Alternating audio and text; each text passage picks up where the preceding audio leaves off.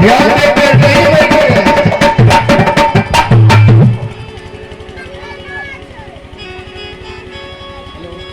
राजा परीक्षित ने उत्तर की पुत्री इरावती से विवाह किया। उन्होंने जन्मय आदि 4 पुत्र हुए। उनको 4 पुत्र हुए। वह दिग्विजय को निकले थे।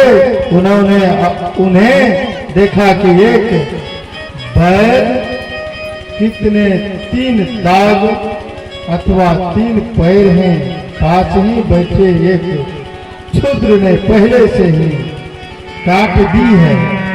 उसके पास एक गाय भी खड़ी है। वह गाय रूपी पृथ्वी उसे रो रो कर कह रही थी कि तुम जो मुझसे पूछ रहे हो उसे तुम पहले ही जानते। सारे संसार को सुख पहुंचाने वाले तुम पहले अपने चारों पैरों पर खड़े थे। अब उसे इस पृथ्वी पर संसार के जीवों को कष्ट पहुंचाने वाले कलयुग आए हैं। इन्हीं ने तुम्हारा अंग भंग कर दिया है और तुम्हारी यह दशा देखकर मुझे शोक हो रहा है। अब तो हमारी सहायता करने वाले हैं ही कौन? धर्म के 4 पैर होते हैं, सत्य, दया, पवित्रता और तप। धर्म के 4 पैर होते हैं, सत्य, दया, पवित्रता और तप। यतो पृथिव्यार्थः पृथ्वी धर्मयो विस्तृतः परिस्थितिया सहराज प्राप्तिकृतः। इस प्रकार सूरज जी ने उस समय धर्मराज और पृथ्वी इस प्रकार आपस में बातें कर रहे थे। उसी समय राजश्री परीक्षित पूर्व बहनी सरस्वती तट पर आ पहुंची और उन्होंने देखा एक राजा औषधधारी अखांड थाल हाथ में तलवार लेकर उनके बुरी तरह पीट रहा है। उनको कोई स्वामी ही नहीं है। परीक्षित उसकी ऐसी दशा देखकर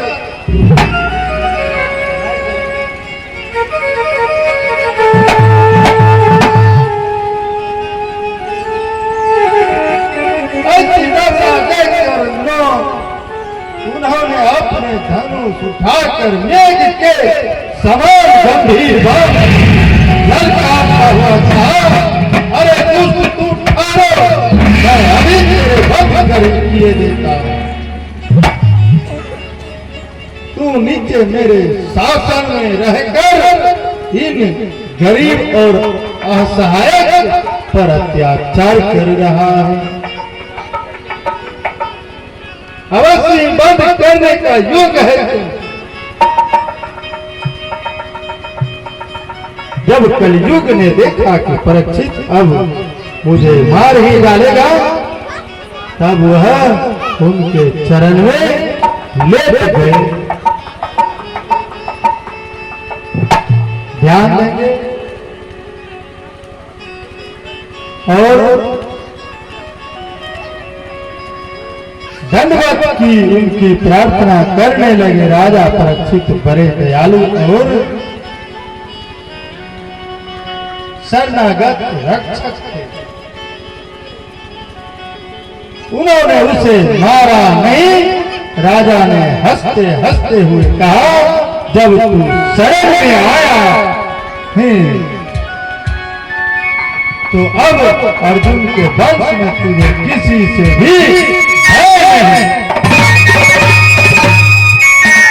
परंतु हे त्वत धर्म साहित्यक, इसलिए तुझे मेरे राज में नहीं रहना चाहिए। तेरे रहते राजाओं में झूठी लोग, चोरी, दुष्टता, धर्मराज क्या, कपट, कलह, दरिद्रता, दभ आदि पापों को घबरावा मिल जाएगा। इस प्रकार कलि ने कहा, राजन मैं जहां भी रहने के विचार करता हूं, आप मुझे धनुष लिए सामने ही दिखाई पड़ते हैं। यदि आप मन में सोचेंगे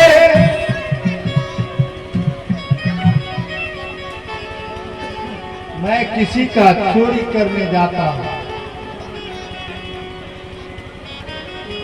तो एक तरफ सत्य है, एक तरफ असत्य। ध्यान देंगे,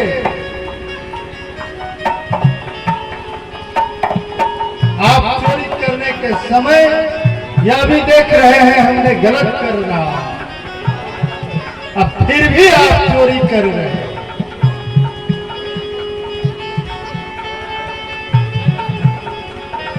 क्योंकि अपने आप अंदर आत्मा में देखना चाहिए। ये जो अंदर आत्मा है वही परमात्मा है, वही कह रहा है आपको चोरी नहीं करें, और आपकी मन तो चोरी में लगे हुए, परंतु अपने आप को नहीं देखता। इस प्रकार कलि ने कहा, जी राजा मैं जहां भी रहने को विचार करता हूं, आप मुझे धनुष लिए सामने ही दिखाई दिए पड़ते हैं। आप तो धर्म के पालन करने वाले हैं, इसलिए आप ही बताइए मैं कहाँ रहूं और आपकी आज्ञा पालन कर स्थिर रह सके। अब धर्मराज उन्हें बता रहे हैं, सूत जी कहते हैं, सोने जी कलि की प्रार्थना सुनकर उसे राजा परीक्षित ने 5 स्थान दिए। देखिए कलयुग को कहाँ स्थान दिए, ध्यान देंगे।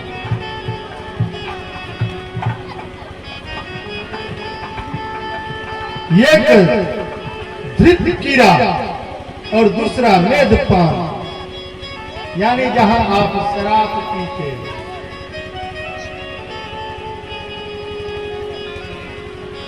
धृतकीरा को जानते हैं कहाँ होता है?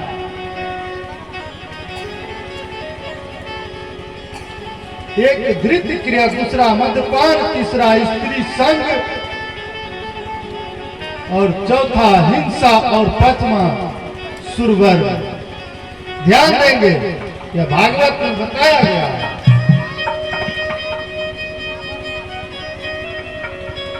सबके बाद राजा ने धर्म रूप से बोलकर तीनों पग को जोड़ दिए। इन्हें 5 स्थानों में अधर्म का मूल्य कलयुग निवास करता है, इसीलिए आत्म कल्याण पुरुष को ये 5 सेवन नहीं करना चाहिए। आप जो मांस मदिरा खाते हैं यह नहीं खाना चाहिए। आप जो पराई स्त्री के संग जाते हैं वहां नहीं जाना चाहिए। आप जो शराब पीते हैं वह शराब नहीं पीना चाहिए। यह सब आपकी हर एक शास्त्रों को कमजोर कर रहा है, हर एक धर्म को नष्ट कर रहा है। राजा परीक्षित यंत्र ऋषि कुमार सिंह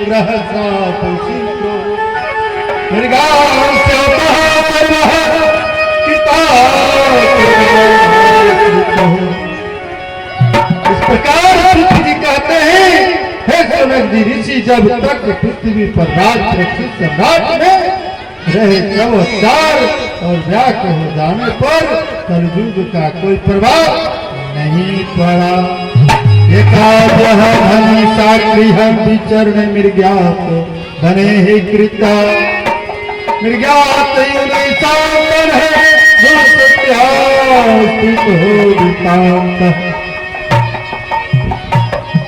इस प्रकार जनक जी एक दिन राजा परीक्षित धनुष लेकर वन में शिकार करने के लिए गए तो वहां मृगा हिरण आदि पीछे दौड़ते दौड़ते कुछ थक गए और उन्हें बहुत सी जोर भूख एवं प्यास लग रही थी। ध्यान देंगे किंतु उन्हें कोई जलाशय नजर नहीं आया। तब पास ही एक ऋषि के आश्रम में घुस गए।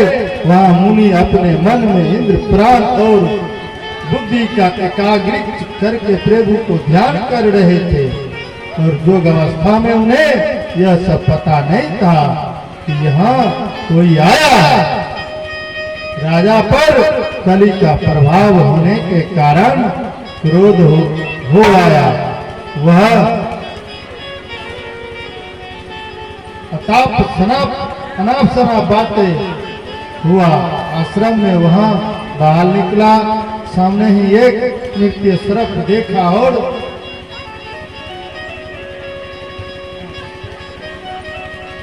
क्रियावंश उसे मरे हुए सर्प को एक बाण की नौके से उठाकर उनके गले में डाल दिया। जो ध्यान में बैठे थे उनके गले में मरे हुए सर्प को डाल दिया और जीवन का यह पहला ही अवसर था। वहां अपने राजधानी को चले गए। जब सोनक जी सभी के पुनित की पुण्य सिंगरा बड़ा ही तेजस्वी था। उन्हें उस समय अपने मित्रों से 7-12 खेल रहा था। जब वह सुना कि राजा ने मेरे पिता के साथ दुर्व्यवहार किया है, तब उन्होंने क्रोध होकर मित्र को अपना बदला लेने के लिए उस समय कोसकी नदी के जल में आचमन कर अपने प्राण रूपी वज्र को प्रयोग किया और मृग ऋषि ने कहा, कुलंगार परीक्षित ने मेरा पिता को अपमान किया है। ऐसा उसने मर्यादा का उल्लंघन किया, इसीलिए मेरा प्राण से आज के 8वें दिन तत्कर्म उसे सर्प डस लेगा। इस प्रकार श्राप देते हुए सोनक जी महामुनि समीप को अपने पुत्र के श्राप के अपराध में बड़े पश्चाताप हुआ। तब राजा परीक्षित ने उसका अपमान किया था, उस पर उन्होंने कोई ध्यान नहीं दिया। अब इधर राजधानी में पहुंचने पर परीक्षित ने अपने मुकुट उतार कर रखा। तब उन्होंने अपने ईश्वर मंदिर धर्म बड़ा पश्चाताप हुआ। वह दिन उचित कृत्या दंड मिलने अपने मन में विचार करने लगे। इसी समय कुमार सिंगरू के श्राप का पता चला। आग के समान तक्षक का दसना भला लगना। उन्हें सोचा कि मुझे दिनों में संसार में आसक्ति हो रहा था, तब मुझे शीघ्र विराम कारण मिल गया और वह लोग परलोक को भोगे। तब पहले ही तुच्छ समझते थे, तत्पश्चात मुझे तो अब स्वरूप त्याग कर भगवान कृष्ण के चरण कमलों की सेवा करनी चाहिए। प्रेम से बोलो आनंद कंद भगवान की। श्री कृष्ण गोविंद हरे मुरारी हे नाथ नारायण वासुदेवा हे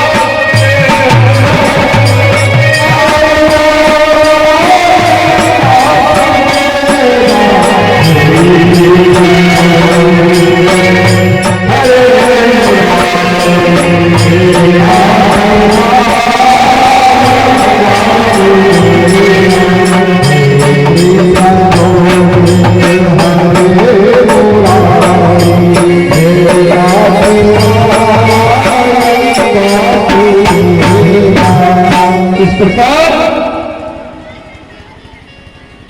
सर्व परिमाण कर आरवन निश्चय व्रत लेकर गंगा जी के तट पर बैठ गए। उस समय बड़े बड़े महानुभाव ऋषि मुनि अपने शिष्य को मंडली के साथ वहां पधारे। राजा परीक्षित ने सबको यथायोग सत्कार किया और उसको चरण में सिर रख कर उनकी वंदना की। राजा ने फिर से प्रणाम करके उपस्थित प्रधानों से प्रश्न किया और आप सब ही विचार करें, यह बताइए कि सबके लिए सभी अवस्थाओं में और विशेषकर थोड़े ही समय में मरने वाले पुरुष के लिए अंतकरण और शरीर के करने योग्य कर्म कौन सा है?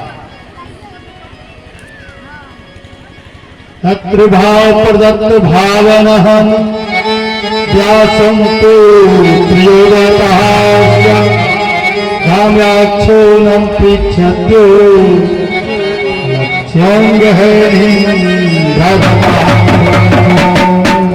इस प्रकार तद्भृत भाव भावना उसी समय पृथ्वी पर स्वच्छता से विचरण करते हुए किसी को कोई अपेक्षा न रखने वाले व्यास नंदन भगवान श्री सुखदेव जी वहां पधारे।